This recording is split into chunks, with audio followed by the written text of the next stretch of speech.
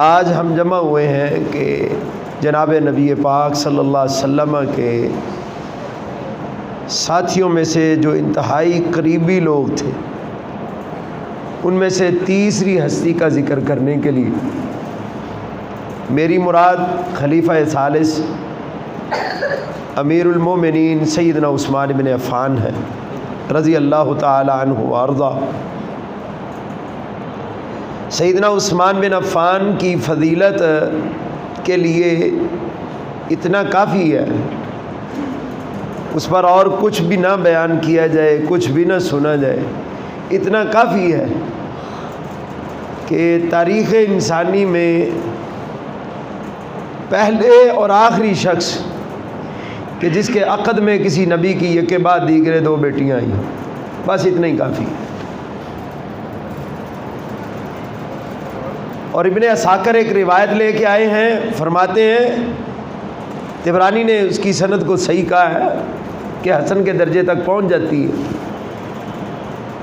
کہ جب جناب عثمان رضی اللہ تعالیٰ عنہ کی دوسری زوجہ یعنی جناب رسول اللہ صلی اللہ علیہ وسلم کی دوسری بیٹی سیدہ ام کلثوم فوت ہوئیں تو آپ صلی اللہ علیہ وسلم قبر پر تھے، تو آپ نے فرمایا لو کن عشرن، اگر محمد کے پاس صلی اللہ علیہ وسلم اس کے بعد 10 بیٹیاں بھی اور ہوتی تو وہ یک بعد دیگر عثمان ہی کو دے دیتا۔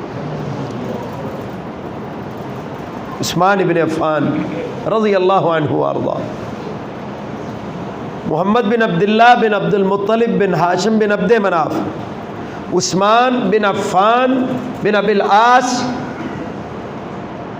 بن امیہ بن عبد شمس بن عبد مناف۔ عبد مناف پر جا کر سیدنا عثمان رضی اللہ تعالیٰ عنہ کا نسب جناب رسول اللہ صلی اللہ علیہ وسلم کے ساتھ ملتا ہے۔ سیدنا عثمان رضی اللہ تعالیٰ عنہ کی والدہ اروا بنت قریظ بن ربیعہ بن عبد العزیٰ بن عبد شمس،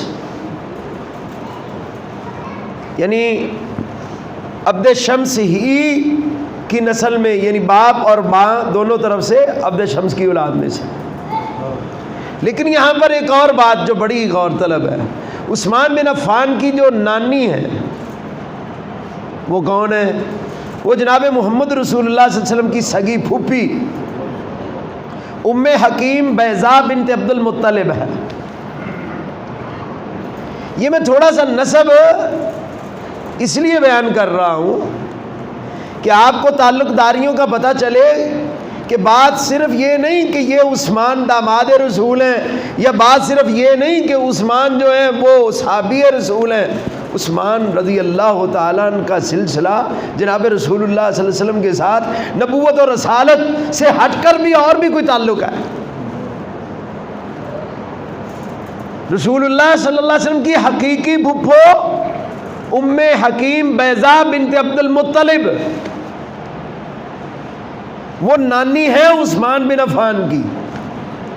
یہ بات میں دوبارہ دہرا اس لیے رہا ہوں کہ ایک بڑا ہمارے ہاں ایک بات مشہور ہے، زبان زد عام ہے، اور ہمیں کچھ پتہ ہو یا نہ ہو، یہ مسئلہ اموی اور ہاشمی یہ ایک بڑا مسئلہ ہے ہمارے ہاں۔ یہ جی اموی ہے، یہ جی امیہ خاندان کا ہے۔ یہ بات بلا شبہ کوئی دو رائے نہیں۔ ہاشم کے ساتھ عبد شمس کی اولاد میں سے امیہ کا مسئلہ بنا تھا۔ ہاشم کے برابر پہ جوڑ پہ جو شخص اس کا بھائی آتا ہے وہ عبد شمس ہے۔ عبد شمس کا بیٹا جو امیہ ہے اس کے ساتھ تھوڑا مسئلہ بنا تھا، اس میں کوئی اختلاف نہیں، لیکن ان خاندان والوں نے اس مسئلے کو کیا اہمیت دی ہے؟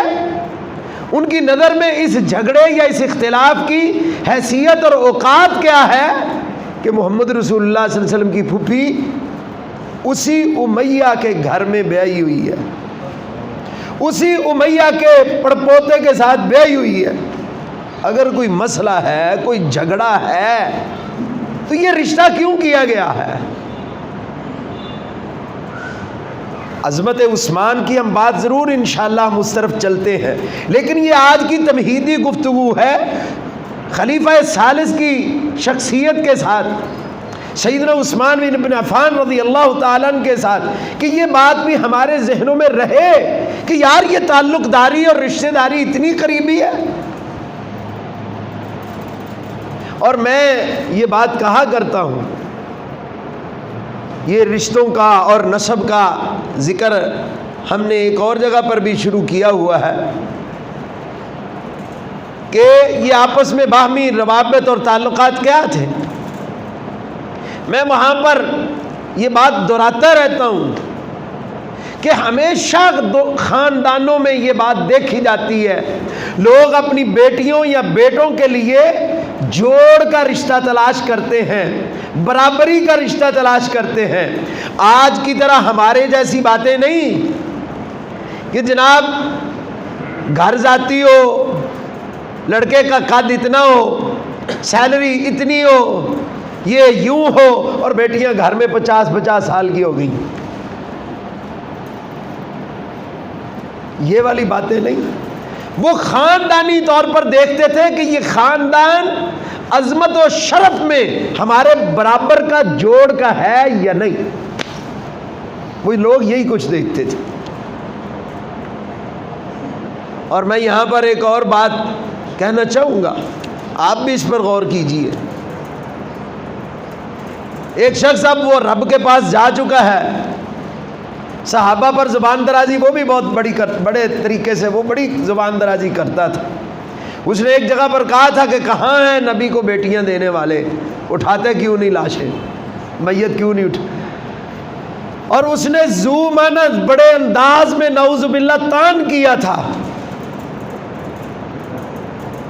میں یہاں پر یہ سوال کرتا ہوں ایسے لوگوں سے کہ جو ایسے لوگوں سے متاثر ہیں، جو اس سے کوئی متاثر ہے یا اس کے سلسلے سے کسی شخص سے کوئی متاثر ہے.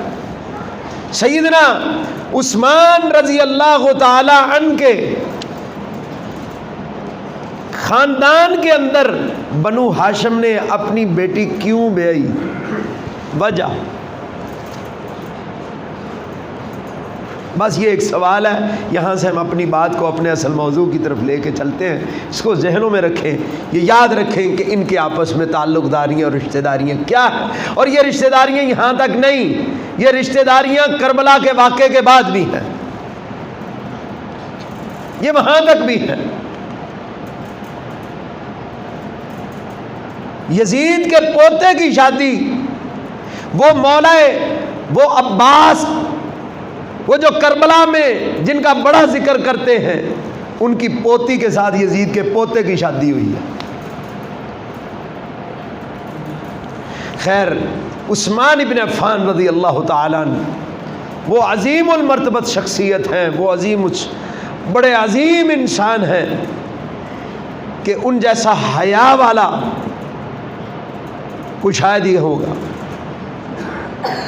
کہ جناب محمد رسول اللہ صلی اللہ علیہ وآلہ وصحبہ وبارک وسلم، صحابہ بیٹھے ہیں، ابو بکر ہیں اور صحابہ موجود ہیں. جناب رسالت مآب صلی اللہ علیہ وسلم اپنی پنڈلیوں سے یوں کپڑا اٹھا کر بیٹھے ہوئے، سب موجود ہیں، اب بیٹھے ہیں. آپ کو اطلاع دی گئی کہ عثمان آئے ہیں، آپ نے اپنا کپڑا فوراً سیدھا کر لیا. یہ حصہ، یہ پنڈلی، یہ سطر میں نہیں، سطر یہاں تک ہے، اس سے اوپر ناف تک. فرمایا اللہ کے رسول صلی اللہ علیہ وسلم آپ اسی حالت میں تھے، ابو بکر آئے، عمر آئے، فلاں آیا، فلاں آئے، آپ نے حرکت نہیں فرمائی، آپ نے اپنی چادر سیدھی نہیں کی. فرمایا عثمان سے اللہ کے فرشتے حیا کرتے ہیں، محمد کیوں نہ کرے. عثمان بن عفان فرماتے ہیں رضی اللہ تعالیٰ عنہ، جس ہاتھ کے ساتھ میں نے محمد رسول اللہ صلی اللہ علیہ وسلم کے ہاتھ پر بیعت کی تھی، میں نے ساری زندگی وہ ہاتھ شرمگاہ کو نہیں لگایا.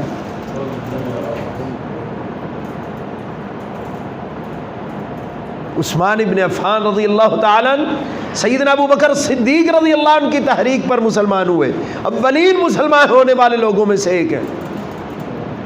جس طرح ہم کہتے ہیں نا بلال ابو بکر کی نیکی ہے، عثمان بھی ابو بکر کی نیکی ہے، آؤ برابری کرو ابو بکر کی۔ ابو بکر کی کوئی صرف یہی ہے، ایک دو نیکی نہیں، ابو بکر کی تو نیکیاں ان کا تو شمار ہی کوئی نہیں، ان کا تو برابر ہی اس کو سے تو ہے ہی کوئی نہیں۔ عثمان ابن عفان رضی اللہ تعالیٰ عنہ جناب رسول اللہ صلی اللہ علیہ وسلم کے صحابی سیدنا ابو موسیٰ الاشعری رضی اللہ تعالیٰ عنہ ارضا بیان کرتے ہیں، جناب رسالت میں آپ صلی اللہ علیہ وسلم مدینہ کے باغوں میں سے ایک باغ میں تھے، مجھے کہا تو باہر پہرا دے، دروازے پہ کھڑا ہو جا۔ کہتے ہیں دستک ہوئی، کسی نے اجازت طلب کی، میں نے دیکھا دروازے کے سوراخ میں سے تو وہ ابو بکر تھے، میں نے جا کر جناب رسول اللہ صلی اللہ علیہ وسلم کو اطلاع دی، آپ نے فرمایا آنے دو اور اسے جنت کی بشارت بھی دے دو۔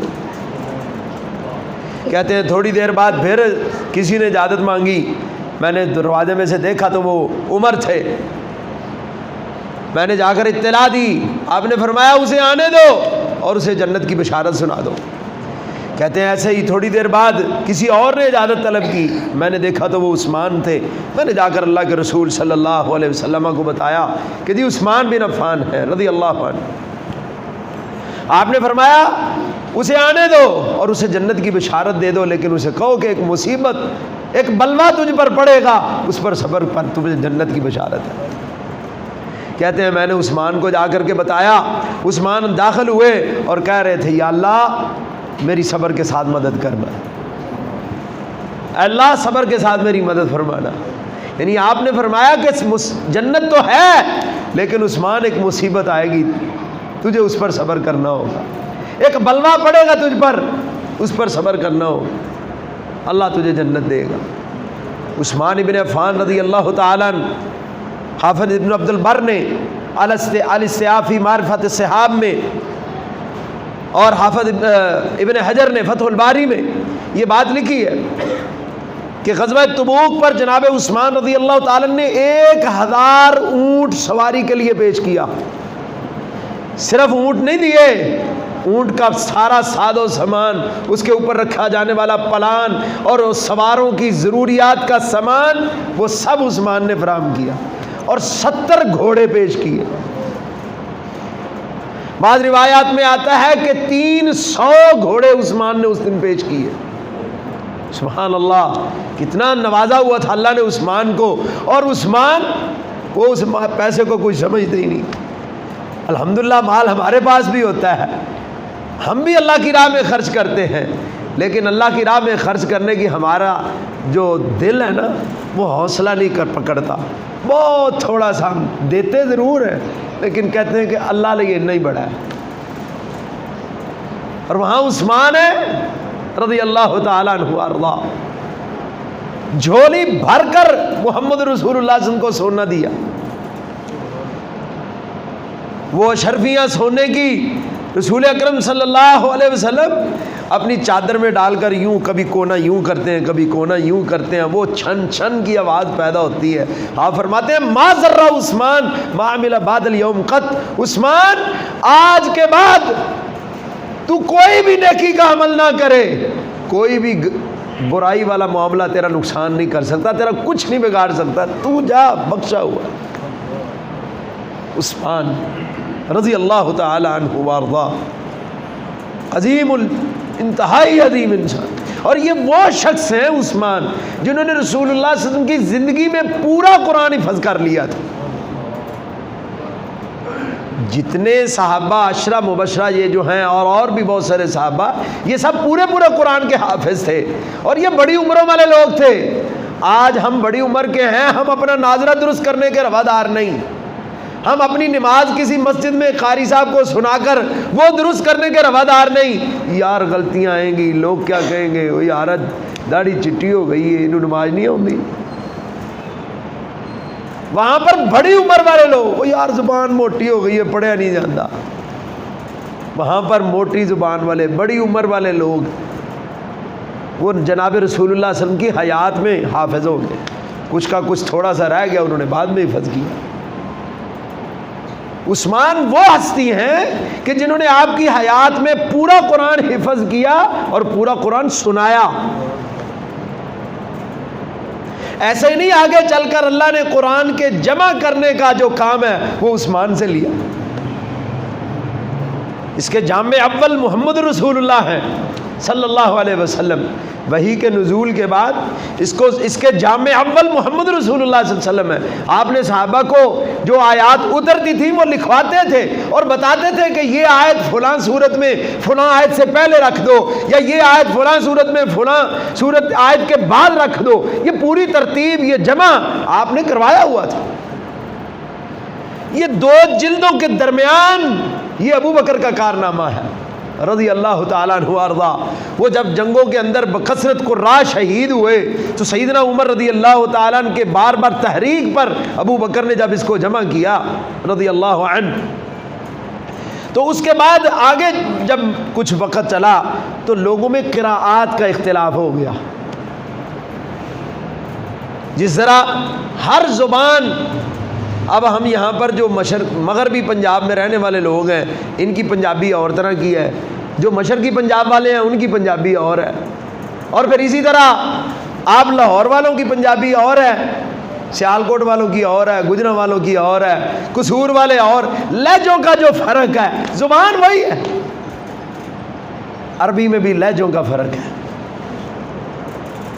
الفاظ قراءات میں ہوتا کیا ہے کہ لفظ لکھنے میں بھی ویسا ہی رہتا ہے، پڑھنے کا صرف تھوڑا سا فرق پڑتا ہے اور اس کے مفہوم میں کوئی تبدیلی نہیں ہوتی، یا کوئی ایک آدھ حرف اس میں اضافہ ہو جاتا ہے یا کم ہو جاتا ہے۔ قرات میں یہی ہوتا ہے۔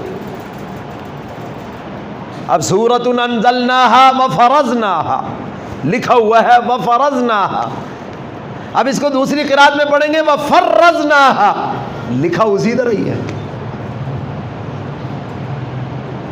لعلکم تذکرون، لعلکم تتذکرون، یہ قرات کا اختلاف آ گیا۔ کوئی اپنے قبیلے کے لہجے میں پڑھ رہا ہے الحمدللہ رب العالمین الرحمن الرحیم مالک یوم الدین، لکھا اسی طرح ہے میم لام کاف۔ کوئی اس کو پڑھ رہا ہے ملک یوم الدین، وہ میم پر کھڑی زبر کے ساتھ پڑھ رہا ہے، وہ میم پر کھڑی زبر کے بغیر صرف زبر کے ساتھ پڑھ رہا ہے۔ مالکی ملکی مطلب دونوں کا ایک ہے۔ یہ قرات کا اختلاف ہو گیا حضرت عثمان کے دور میں بہت زیادہ، لوگ قبیلے لوگ پھیل بھی رہے تھے اور لوگ جمع بھی ہو رہے تھے۔ لوگ مرکز میں آ کر رہتے اور مرکز میں رہنے والوں کو وہ دیکھتے کہ ہم تو اس طرح قرآن پڑھا ہے ہم نے اور یہ کس طرح پڑھ رہا ہے۔ تو یہ جناب رسول اللہ صلی اللہ علیہ وسلم پر امت کی سہولت کے لیے یہ قرآن اسی طرح ہے۔ انزل القرآن والا 7 احرف، یہ 7 حرفوں پر اترا ہے۔ سیدنا عثمان رضی اللہ تعالیٰ عنہ کو پتہ چلا، انہوں نے دوسری قراءات کو ختم نہیں کیا، لیکن بہت ساری ایسی قراءات تھی کہ جو چھوٹے چھوٹے قبیلوں کے اپنے لہجے تھے، لیکن جو 7 حرفوں پر جو قرآن اترا تھا وہ خاص 7 لہجے جو تھے، سیدنا عثمان نے ان کو رضی اللہ تعالیٰ عنہ ان کو خاص طور پر ایک مصحف میں ان سارے لہجوں کو اور اس سارے انداز کو جمع کر دیا کہ تاکہ کوئی اور لہجے لوگ اپنی طرف سے حروف کو بگاڑ نہ دیں، اپنی طرف سے مطلب کہیں اور نہ چلے جائیں۔ یہ کام اللہ نے عثمان ابن عفان سے لیا رضی اللہ تعالیٰ عنہ وارضا۔ یہی وجہ ہے کہ آج قرآنی تاریخ میں، یعنی قرآن کی جب ہم تاریخ مرتب کرتے ہیں تو جہاں پر سب سے بڑھ کر جو دلیل ہوتی ہے کہ قرآن کا یہ حرف لکھا کس طرح جانا چاہیے، اس کے لیے ہم دلیل بناتے ہیں کہ مصحف عثمانی میں جو قرآن مرتب حضرت عثمان نے کروایا تھا، جمع کروایا تھا، اس میں یہ حرف اسی طرح لکھا ہوا ہے، اس کو اسی طرح لکھنا۔ رسم الخط میں بھی ہم مسلمان اپنی مرضی نہیں کر سکتے کہ اس حرف قرآن کے اس حرف کو اپنی مرضی سے یوں لکھ لیں۔ عثمان بن عفان رضی اللہ تعالیٰ نے لوگوں کی ڈیوٹی لگائی تھی کہ جو قرآن تم لوگوں کو رسول اللہ صلی اللہ علیہ وسلم نے لکھوایا ہے اس کو اس ترتیب سے جمع کرنا اور اس کو اسی انداز میں لکھنا ہے کہ جس طرح وہ وہاں پر تم نے لکھا ہوا پاتے ہو. یہ کارنامہ عثمان بن عفان کا رضی اللہ عنہ. آج کوئی بھی شخص اگر قرآن پڑھتا ہے تو یہ براہ راست یہ سارا ثواب عثمان بن عفان کو بھی ملتا ہے رضی اللہ عنہ وارضا. 1 ارب پر 10 نیکیاں. اور یہ مجھ سے لے کر عثمان بن عفان تک رضی اللہ عنہ یہ جتنے لوگوں کے آگے ہزاروں لاکھوں کروڑوں شاگرد ہیں یہ سارا ثواب جمع ہو کے عثمان کے کھاتے میں رضی اللہ تعالیٰ عنہ وارضا. یہ ہے عثمان بن عفان رضی اللہ عنہ. کیونکہ ہماری سند میں بھی عثمان ہے. ہم قرآن پڑھتے ہیں تو قرآن کی ہماری سند میں بھی عثمان ہے. اس کے بغیر ہم کے بات نہیں چلتی.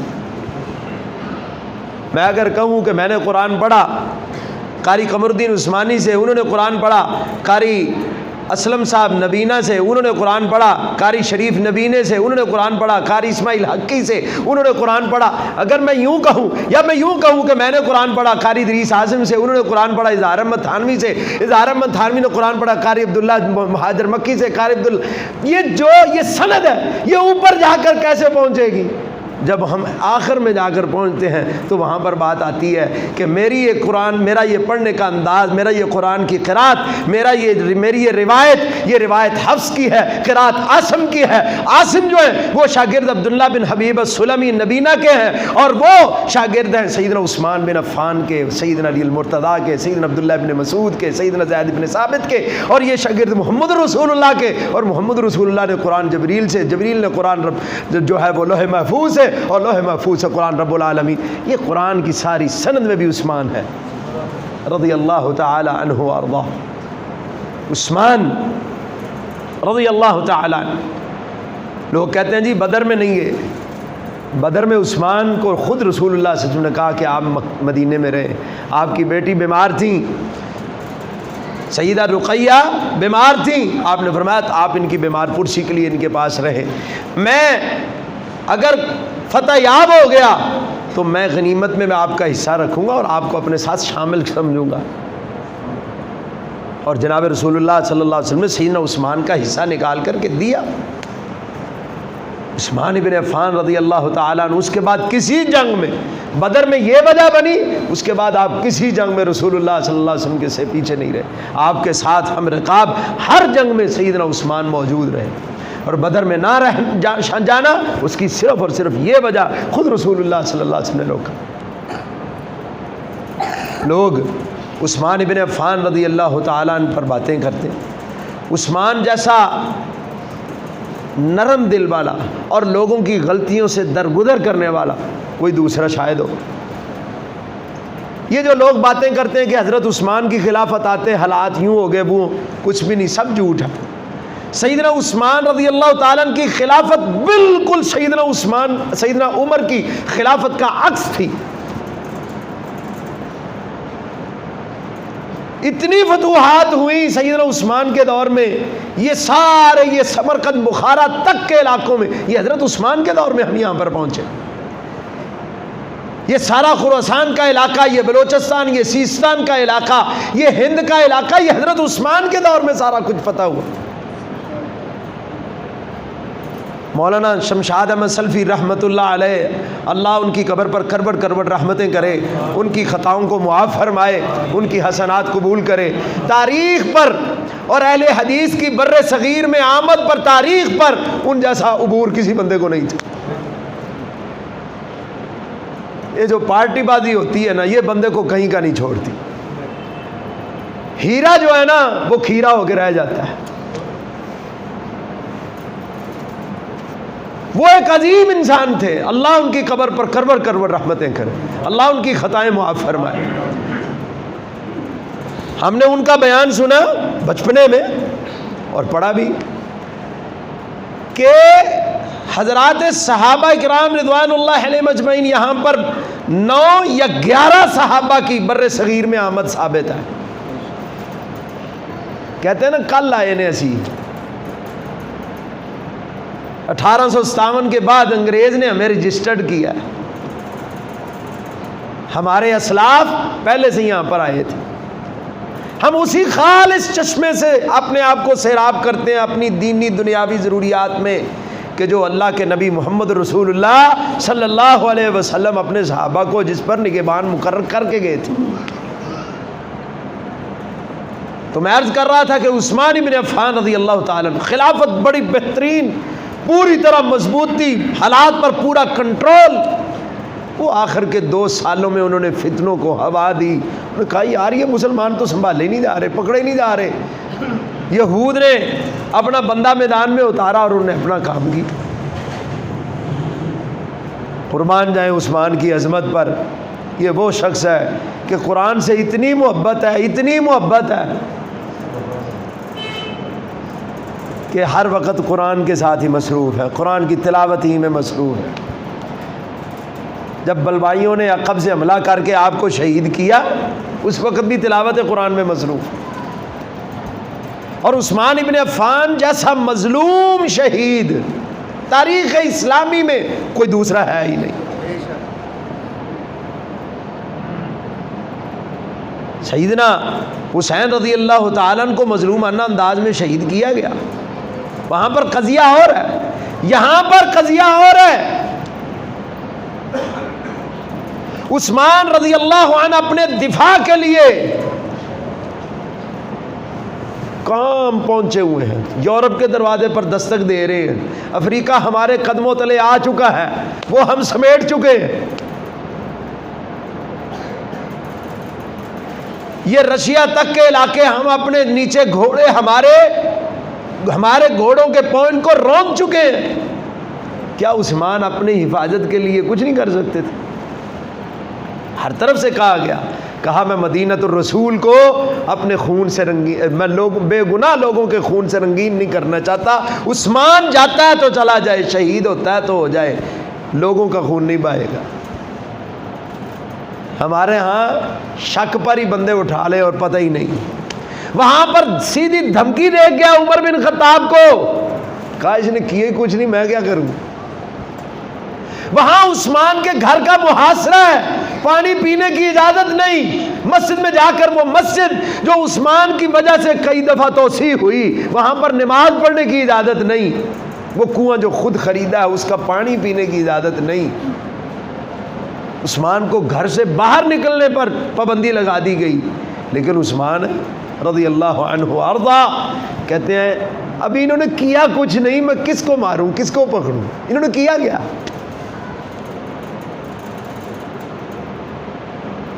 عثمان ابن عفان کے دفاع کے لیے حسن و حسین کھڑے ہیں رضی اللہ عنہ، دروازے پر کھڑے ہیں. علی المرتضیٰ پانی لے کر کے گئے، کچھ شاید میری ہے یہ کر لیں. نام اہل بیت کی محبت کا تھا نا، جھوٹا نعرہ تو اہل بیت کی محبت کا تھا نا، حقدار تو ہاشمیوں کو ہم قرار دے رہے تھے نا. اب علی سے بڑا وہاں پر کون ہاشمی تھا رضی اللہ تعالیٰ عنہ وارضا. انشاءاللہ جب ہم سیدنا علی کو اپنی گفتگو کا حصہ بنائیں گے تو آپ کو پتہ چلے گا کہ علی بھی کوئی علی ہے، علی کو عام سا بندہ وہ بھی نہیں. تو خیر آپ پانی لے کر کے گئے، مشک پھاڑ دی، نہیں جانے دیا پانی. علی وہاں پر کھڑے ہو کر آواز لگا کے کہتے ہیں کہ اللہ گواہ ہو جا میں نے اپنی پوری کوشش کی کہ عثمان پیاسا نہ رہے.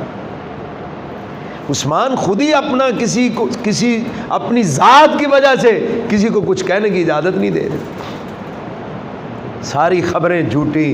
ہمیں بھی قصے سنائے جاتے ہیں، جناب پیچھے سے خط چلا گیا، مصر سے لوگ آئے، خط بھیجا گیا، اس پر حضرت عثمان کی مہر تھی، مروان نے مہر لگائی تھی، فلان کیا تھا، وہ لا حول ولا قوت الا باللہ. اگر قصے کھولنے بیٹھ جاؤں تو اس مروان کے 3 بیٹے ولید، عبد الملک اور عبد العزیز، تینوں یکے بعد دیگرے خلیفہ بنے. اور اس عبد الملک کا بیٹا سلیمان وہ بھی خلیفہ بنا. 2 بیٹیاں ایک حضرت حسن کی پوتی، ایک حضرت حسین کی پوتی، یہ سلمان بن عبد الملک بن مروان بن حکم اس کی بیوی بنی. ادھر علی کی ایک پوتی ہے، ادھر حسن کی ایک پوتی ہے اور ایک حسین کی پوتی ہے رضی اللہ تعالیٰ عنہ. یہ کیسا جھگڑا، کون سا اختلاف یار، کیسی باتیں کرتے ہو؟ یہ سارے قصے جھوٹ ہیں. پھر آگے سے کہنے والے کتابوں میں لکھا ہے، کتابوں میں لکھا ہے، لکھا ہوا میں لکھ دیتا ہوں فلانا بندہ ولد الزنا ہے، لکھن نال وہ گل انج ہو جاندی ہے. اگر ایسا ہو جاتا ہے تو میں لکھ دیتا ہوں جیلم کا فلانا بندہ، ہاں جی میرے لکھنے سے ہو جائے گا. میں کہہ دوں کہ فیصل آباد کا چال والا فلانا بندہ، لکھ دوں، میرے کہنے سے ہو جائے گا. کتابوں میں لکھا ہے، وہ کتابوں میں بہت کچھ لکھا ہے.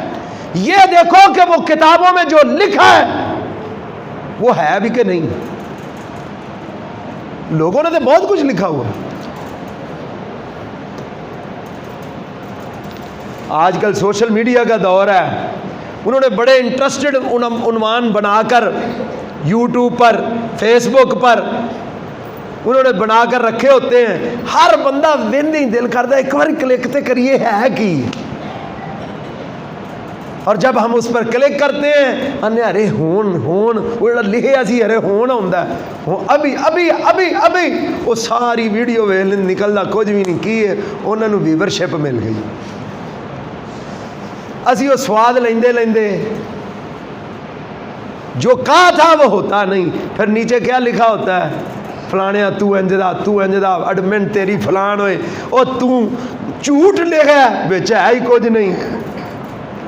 ایسا ہوتا ہے کمنٹس میں.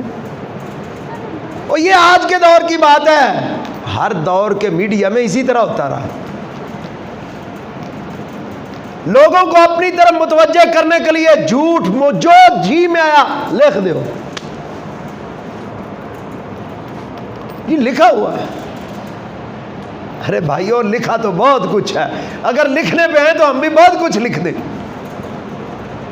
جو لوگ لوگوں کو یہ دلیل دے کے کہتے ہیں جی لکھا ہوا ہے کتابوں میں، ہم ان کو بہت کچھ دکھا دیں. پھر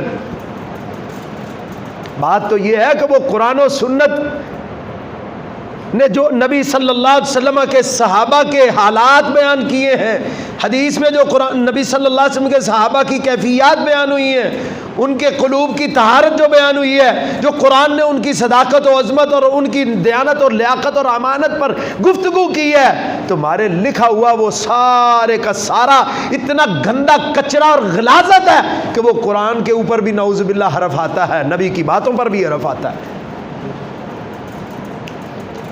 اس لیے ہم تمہارے لکھے ہوئے کو جوتے کی نوک پر بھی نہیں رکھتے، ہم اپنے جوتے کو عزت دیتے. یہ گھٹیا، یہ غلیظ باتیں جو غیر ثابت شدہ ہیں ہم نہیں مانتے. اللہ کا قرآن ان کے بارے میں کچھ کہے، نبی محمد صلی اللہ علیہ وسلم ان کے بارے میں کچھ کہے، اور تم کہو جی لکھا ہوا ہے. عثمان رضی اللہ تعالیٰ عنہ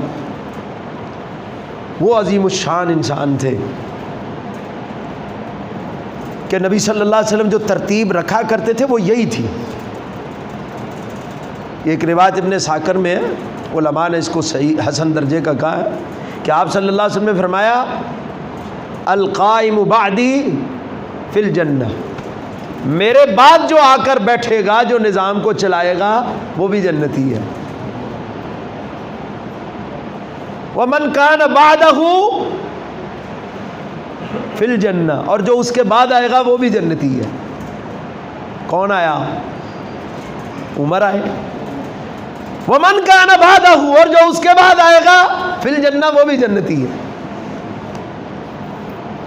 عثمان ابن عفان رضی اللہ تعالیٰ عنہ فرمایا کرتے تھے کہ میں یہ سارا جھگڑا جو دیکھ رہا ہوں میں علیحدہ ہو جاؤں، لیکن مجھے اللہ کے رسول صلی اللہ علیہ وسلم نے مجھ سے وعدہ لیا ہوا ہے کہ اللہ تجھے ایک قمیض پہنائے گا، لوگ جبرن تم سے وہ اتروانا چاہیں گے، تم نے اتارنی نہیں. وہ قمیض، وہ خلعت، وہ یہ خلافت ہے، میں خود نہیں چھوڑوں گا، جان دے دوں. حضرت عثمان رضی اللہ تعالیٰ عنہ پر اعتراضات بنائے جاتے ہیں، اپنوں کو نوازا۔ سیدنا عثمان رضی اللہ تعالیٰ نے کوئی بھی بندہ اپنی مرضی سے متعین نہیں کیا۔ جو بندے حضرت عمر رضی اللہ تعالیٰ عنہ کے دور میں جن کی جانچ ہو چکی تھی، جن کو حضرت عمر رضی اللہ تعالیٰ عنہ نے ایک عرصے تک ان کے عہدوں پر قائم رکھا اور بغیر ان پر کوئی اعتراض نہیں تھا، کوئی وجہ نہیں تھی کہ حضرت عمر رضی اللہ تعالیٰ نے ان کو معزول کیا ہو یا نکالا ہو، کوئی ان پر عیب نہیں تھا، حضرت عثمان نے وہی بندے لگائے کہ یار یہ بندے تجربہ کار ہیں، ان سے کام لو، انہی سے کام لیا۔ ٹیم وہی تھی جو حضرت عمر والی تھی رضی اللہ تعالیٰ عنہ۔ حضرت عثمان رضی اللہ تعالیٰ نے ان سے بھرپور کام لی، ان پر اعتراض بنتا ہی نہیں۔ عثمان رضی اللہ تعالیٰ عنہ یہ ساری تکلیفیں، یہ ساری پریشانیاں جو ان پر آئیں، آپ نے اس کو بڑے وسیع الظرفی سے برداشت کیا، تکلیفوں کو برداشت کیا، کئی دن تک، یہاں پر 10 دن کا رونا ہے، وہاں پر تو 40 دن نہیں پانی میسر آیا عثمان کو۔ لوگ کہتے ہیں جی پھر وہ دن نہاتے کہ کتوں سن، وہ بھائی پین والا پانی ادو ہور ہوندا سی تے نہان والا ہور ہوندا سی۔ وہ اسی بھی فلٹراں تو بھر کے لیا نا، پین والا گھر پانی نہیں ہوندا، وہ کنواں پینے والا پانی اسی کنویں کا تھا۔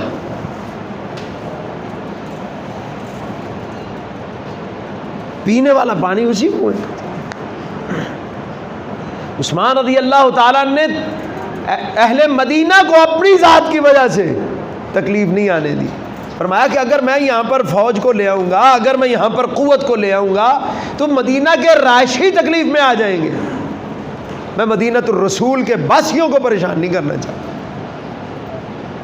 تو سیدنا عثمان رضی اللہ تعالیٰ عنہ وارضا، کامل الحیاء والایمان، جامع القرآن، سیدنا عثمان رضی اللہ تعالیٰ عنہ عظیم المرتبت شخصیت، اللہ نے ان کو بڑے اوصاف سے نوازا تھا، اور لوگ ان کے بارے میں جو دوسرے ہیں،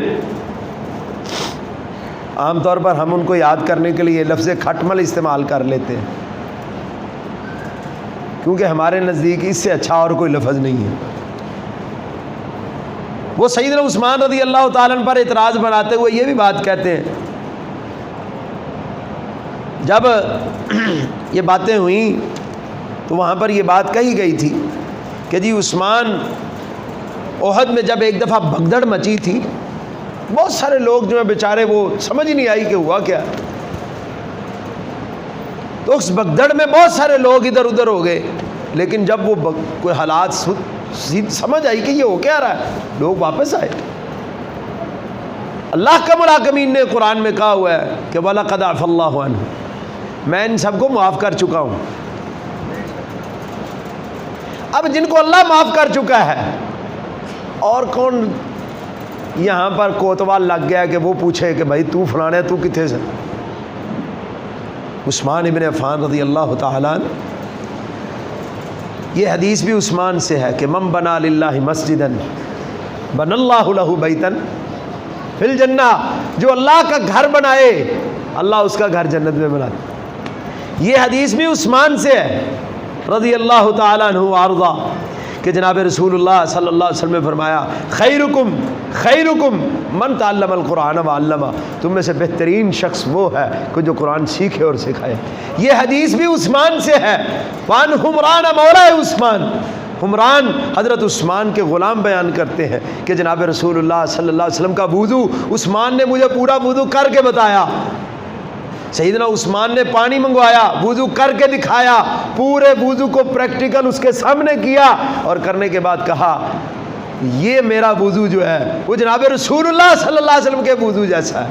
اور آپ صلی اللہ علیہ وسلم نے فرمایا من توضا نحو وضوئی ھذا، جس نے میرے اس وضو کی طرح وضو کیا، یعنی وضو کی حدیث بھی عثمان بیان کر رہے ہیں، مسجد بنانے کی حدیث بھی عثمان بیان کر رہے ہیں، اور قرآن پڑھنے پڑھانے کی حدیث بھی عثمان بیان کر رہے ہیں۔ عثمان رضی اللہ عنہ وارضا عام شخصیت نہیں ہے، ہمارے دلوں کی وہ جان ہے، ہمارے وہ ایمان کا حصہ ہیں، ان سے محبت، ان سے نسبت، ان سے تعلق، یہ ہمارے ایمان کا حصہ ہونا چاہیے۔ اللہ کم الحاکمین سے ہم استدعا کرتے ہیں کہ اللہ کل قیامت کو ہمیں عثمان بن عفان کا ساتھی بنانا، اے اللہ حشر میں، اے اللہ جنت میں ہمیں عثمان کے ساتھیوں میں کھڑا کرنا، اے اللہ ہمارے اعمال عثمان جیسے تو نہیں ہیں لیکن ہماری محبت عثمان کے ساتھ ہے، ہمارے دلوں میں عثمان بن عفان رضی اللہ تعالیٰ عنہ کے لیے کوئی کینہ نہیں، کوئی ان کے بارے میں سوال نہیں، کوئی ان کے بارے میں اعتراض نہیں، ہم ان سے بے لوث تیری رضا کی خاطر محبت کرتے ہیں، اے اللہ تو ہم سے راضی ہو جا، اے اللہ ہمیں کل قیامت کو جنت میں ان کا ساتھی بنانا۔ وہ جو رسول اللہ صلی اللہ علیہ وسلم سے صحابی نے پوچھا کہ متی الساعہ، اللہ کے رسول قیامت کب آئے گی؟ آپ نے فرمایا ما اعددت لہا، قیامت کی تیاری کیا کی ہوئی ہے، بڑا قیامت کا پوچھ رہا ہے۔ اس نے کہا تیاری تو کوئی اتنی خاص کوئی نہیں، بس یہ ہے کہ اللہ اور اس کے رسول سے محبت کرتا ہوں۔ آپ نے فرمایا المرء مع من احبا، بندہ جس سے محبت کرتا ہوگا کل قیامت کو اسی کے ساتھ ہوگا۔ اللہ ہم ابو بکر سے محبت کرتے ہیں، اللہ ہم عمر سے محبت کرتے ہیں، ہم عثمان سے محبت کرتے ہیں، ہم علی سے محبت کرتے ہیں، تیرے نبی کے سارے یاروں سے محبت کرتے ہیں، اللہ جنتوں میں ہمیں ان کا ساتھی بنانا۔ عزیز القدر بھائیو، لوگوں نے بات شروع کی تھی، کسی زمانے میں لوگ یزید کو رگڑا پھیرتے تھے، پھر بات معاویہ پر آ گئی رضی اللہ تعالیٰ عنہ وارضا، اب لوگوں کی زبانیں عثمان پر بھی کھل چلنی شروع ہو گئی ہیں۔ وہ لوگ تو چلاتے ہی تھے اپنے آپ کو سنی کہلوانے والے، اپنے آپ کو اہل حدیث کہلوانے والے، اب ان کی زبانیں عثمان پر بھی چلنی شروع ہو گئی، اور یہ سارے ان لوگوں سے متاثر ہیں جن کا اپنا نام ہی کوئی نہیں۔ وہ کہتے ہیں ہماری ویورشپ بڑی ہے جی، اپنے نام کو وہ شو کرنے کے لیے اپنی ویورشپ بھی آج کے دور میں، میں کہا کرتا ہوں انڈیا کی کئی اداکارائیں جو ہیں نا ان کی ویورشپ آپ سے زیادہ ہے، اگر معیار ویورشپ کا ہے، ابلیس کے تو ماننے والے ان سے بھی زیادہ ہیں، اس کے تو پیچھے کہے میں چلنے والے تو پتہ نہیں کتنے ہیں، تو کیا یہ دلیل ہے کہ یہ اتنے ہیں؟ نبی صلی اللہ علیہ وسلم نے فرمایا کل قیامت کو ایسے بھی نبی اللہ کے سامنے آئیں گے کسی کے ساتھ ایک امتی بھی نہیں ہوگا، کسی نبی کے ساتھ کوئی ایک امتی ہوگا، تو کیا نعوذ باللہ ان نبیوں نے اللہ کا پیغام نہیں پہنچایا؟ جس کے ساتھ ایک بھی امتی نہیں تو کیا استغفر اللہ وہ حق پر نہیں ہے، اس کی دلیل مضبوط نہیں ہے؟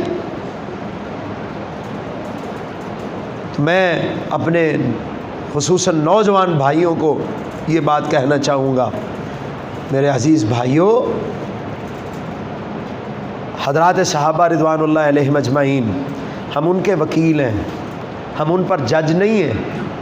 جہاں کہیں کوئی کسی صحابی کی بات کرتے ہوئے کوئی تنقیص کا پہلو بیان کر رہا ہو، ایسے لوگوں سے اپنے آپ کو دور رکھیں، ایسے لوگوں سے اپنے آپ کو دور لے جائیں، ایسے مقررین سے، ایسے خطباء سے جو صحابہ رضوان اللہ علیہ مجمعین میں سے کسی ایک پر بھی تنقیص، ذو منع انداز میں گفتگو، کوئی بھی ایسا شخص ہو، ایسے لوگوں سے خود کو بچاؤ، اگر نہیں بچایا تو اپنے ایمان سے تم ہاتھ دھو بیٹھو۔ بات یہ رسول اللہ تک لے جائیں گے صلی اللہ علیہ وسلم۔ یہ پھر جب انسان حق کے راہ سے جہاں پر وہ کھڑا ہو لڑکھڑاتا ہے اور پاؤں پھسلتا ہے پھر رکتا نہیں ہے۔ فماذا بعد الحق الا الضلال، حق کے بعد سوائے گمراہی کے اور کچھ بھی نہیں۔ تو الحمدللہ قرآن و سنت کا صحیح فہم وہ صرف اور صرف اللہ نے، اللہ کی رحمت اور اس کی توفیق سے اللہ نے اہل السنہ اہل الحدیث کو دیا ہے۔ قرآن و سنت کو اسی نہج میں سمجھیں جس طرح صحابہ نے سمجھا۔ حضرات صحابہ کے بارے میں دلوں میں محبت رکھیں، حضرات صحابہ کے بارے میں دلوں میں کینہ اور بغض اور نفرت نہیں۔ اللہ تعالیٰ یہ باتیں ہمیں سمجھنے کی توفیق دے اور پھر ہمیں انہیں اپنی زندگیوں میں نافذ کرنے کی توفیق دے۔ اپنے بچوں کو صحابہ کے واقعات سنایا کریں، گھر میں کوئی کتاب رکھیں۔ رات کو پہلے تو ماں باپ، نانی نانا، دادی دادا کہانیاں سناتے تھے، وہ بھی ایک دور ہوتا تھا۔ اب تو کوئی کہانی رہ ہی نہیں گئی، اب تو ماں باپ کے پاس بھی موبائل ہیں اور بچوں کے پاس بھی موبائل ہیں۔ میں کہتا ہوں کہ کسی نہ کسی طرح سے صحابہ کی باتیں سنایا کریں۔ آپ سمجھتے ہیں جناب کتابیں کہاں سے خریدنے جائیں، کیا کریں، کدھر جائیں؟ میں یہ کسی ایپ کی مشہوری نہیں کرنے لگا، میرا ان سے کوئی رابطہ نہیں کہ وہ مجھے کچھ دیتے ہیں۔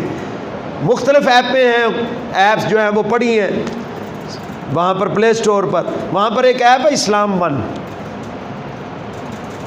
اس میں 34 صحابہ رضوان اللہ علیہ مجمعین کا تفصیلی حالات وہاں پر موجود ہیں، عشرہ مبشرہ کے علاوہ اور تقریباً 24 صحابہ کے حالات موجود ہیں، ڈیٹیل سے آپ وہ پڑھیں۔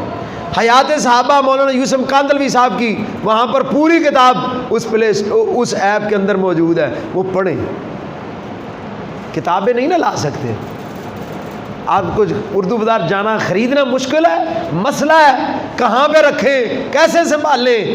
اللہ نے یہ مسئلہ ہمارے لیے حل کر دیا ہماری جیبوں میں۔ میں اپنی جیب میں 2 موبائل مجبوراً اٹھائے پھرتا رہتا ہوں، کیوں کہ ایک میں ساری عربی کی کتابیں ہیں، اور وہ جو انڈرائڈ ورژن 6 ہے اس کے بعد وہ مکتبہ چلتا بھی نہیں، مجبوراً وہ پرانا موبائل رکھا ہوا کہ جناب اس میں یہ والا مکتبہ چلتا رہے، یہ میرا کام ہوتا رہے۔ تو کتابیں دین، اس کی معلومات وہ تو اللہ نے اتنی عام کروا دی ہیں کہ کوئی کل قیامت کو عذر نہیں پیش کر سکتا۔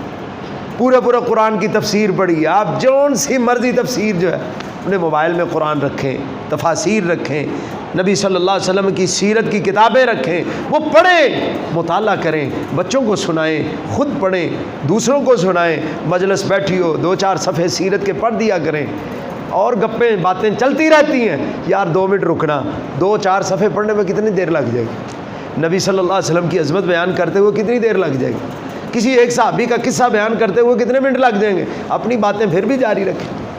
تو یہ اپنے آپ کو حضرات صحابہ کے حالات و واقعات کو جاننے میں، سیکھنے میں، سمجھنے میں، پڑھنے میں، اس کے ساتھ اپنی وابستگی قائم کریں۔ اللہ کا الحاکمین میں سمجھ اور عمل کی توفیق عطا فرمائے، ہمارے قلوب کو حضرات صحابہ رضوان اللہ علیہ مجمعین کی محبت سے بھر دے، سرشار کر دے۔ اس میں ان کے بارے میں کسی قسم کی کوئی بات، سلف صالحین کے متعلق کسی قسم کی کوئی نزیبہ بات اگر شیطان کسی ذریعے سے ہمارے کانوں میں ڈال کر ہمارے قلوب تک پہنچانے کی کوشش کرے، اللہ ہمیں اس سے محفوظ فرمائے۔